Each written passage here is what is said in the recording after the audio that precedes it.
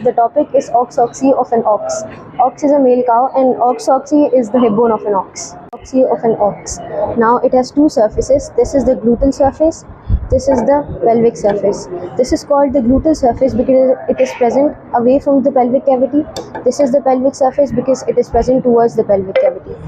Now the OsCoxae is made up of three types of bone. Ilium, this part is ischium, and this part is pubis. Now till here to here it's ilium. Ilium has two tuberosities, this one and this one. This is the sacral tuberosity, this is the coxal tuberosity. It's the sacral tuberosity because it's present towards the sacral vertebrae. Now this is the ridge line present on ilium. Then talking about ischium, ischium is present from here to here. This part is called the pubis. Now this is acetabulum. It articulates with the head of the femur.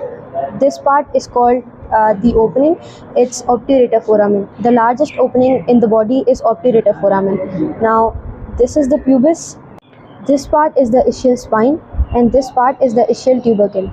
Now this part is called pubic symphysis. The reason it's called symphysis is and not a joint is because it is formed by the same type of bone.